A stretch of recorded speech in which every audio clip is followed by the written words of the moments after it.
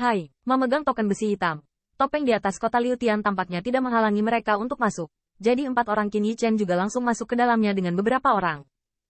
Begitu saya melewati gerbang kota, pandangan Qin Yi Chen disapu dan dikunci di lokasi paling tengah kota.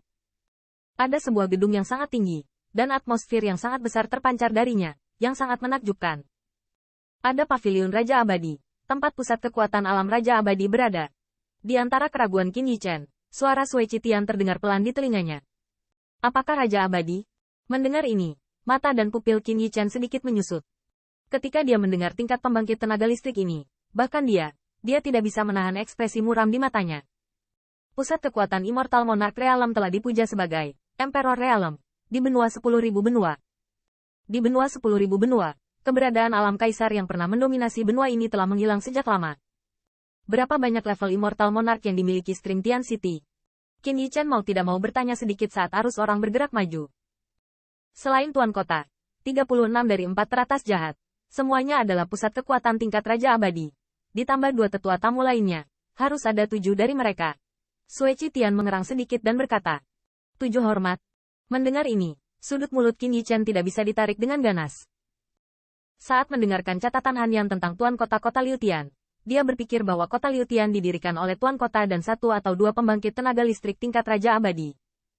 Namun, dia tidak dapat membayangkan bagaimana alam kaisar ini, yang pernah mendominasi 2000 benua, ada, dan ada sebanyak 10.000 patung di sini.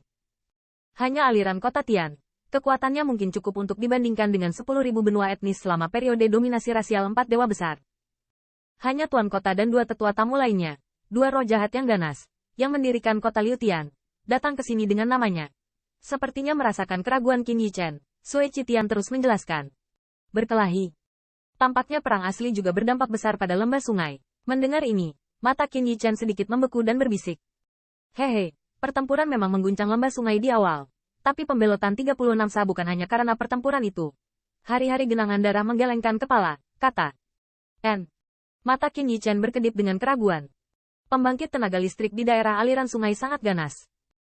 Jika bukan karena kekuatan yang diungkapkan oleh arus utama Tuan Kota-Kota Tian dalam pertempuran itu, maka mereka merasa aman dan untuk alasan apa mereka dapat membiarkan banyak keberadaan yang kuat itu ada, dan pergi ke kota Tian. Mungkin ada banyak kejahatan sengit di sini, hanya untuk berlindung. Jadi saya datang ke kota Liu Tian. Tetapi 10 kejahatan ganas teratas dalam 36 kejahatan semuanya karena identitas khusus Tuan Kota ini. Sui Qitian menarik napas dalam-dalam, berkata perlahan. Identitas apa? Mata Qin Yi Chen sedikit membeku dan bertanya. Aku tidak yakin siapa penguasa kota itu. Tetapi mereka yang memasuki daerah aliran sungai pada saat itu semuanya adalah anggota klan. Sui Qitian melirik ke kiri dan ke kanan. Dan kemudian suara bernada sangat rendah, seperti garis tipis. Umumnya masuk ke telinga yang terakhir. Dikatakan bahwa Tuan Kota haruslah orang dari kerajaan Perang Utara. Dunia Beijing. Saat mendengar 3 kata ini, tubuh Qin Yi Chen tiba-tiba bergetar. Saat pertama kali menyebutkan identitasnya, Zhang Wuyuan pernah berkata bahwa dia adalah kaisar dari utara. Orang-orang di dunia utara memiliki daya tarik seperti itu? Qin Yi Chen menarik napas dalam-dalam, dengan paksa menekan kegembiraan di hatinya, dan bertanya dengan sedikit keraguan. Hehe, meskipun dunia Korea Utara sekarang telah menjadi bagian dari klan dunia, tetapi harus dikatakan bahwa dunia utara ini adalah pertama kalinya dalam beberapa tahun klan dunia menjadi sangat memalukan. Sui Qitian mengangguk, perlahan berkata, ini juga karena identitas ini ketika suku Realem memasuki daerah aliran sungai. Hanya banyak pusat kekuatan Immortal Monarch yang datang untuk menghentikannya. Di lembah sungai, kebanyakan orang terpaksa mengungsi ke tempat hantu ini karena menyinggung masyarakat. Pada saat ini, bahkan Zhou Qingshan tidak bisa menahan diri untuk tidak berbisik. Mendengar ini, Qin Yi Chen mengangguk.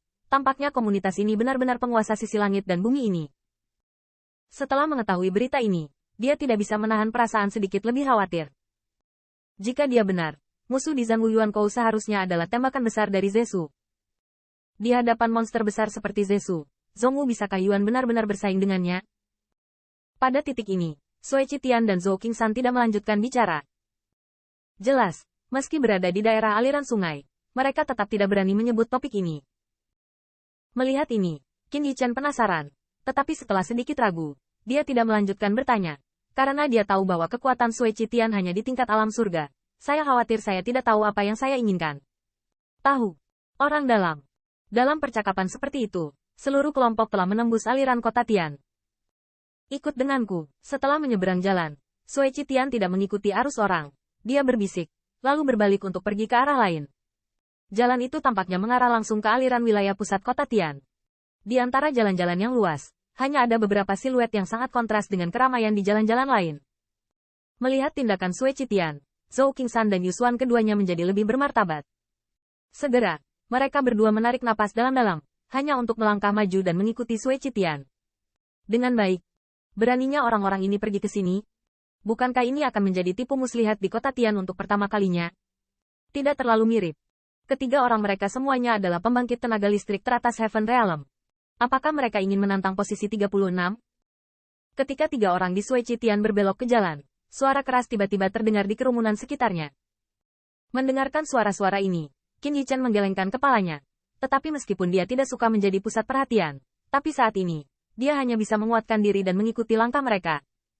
Ketika saya melihat Qin Yichen mengikuti, kebisingan di jalan luar tiba-tiba menjadi lebih hidup, dan mata aneh yang tak terhitung jumlahnya diproyeksikan ke sisi ini.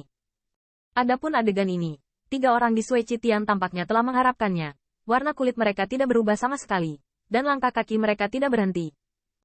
Di sini adalah, berjalan di jalan. Qin Yichen tiba-tiba menemukan sesuatu yang salah, karena gedung di sebelah jalan dua ini bukanlah toko, dan di gedung-gedung itu, ada jalur nafas yang sangat kuat.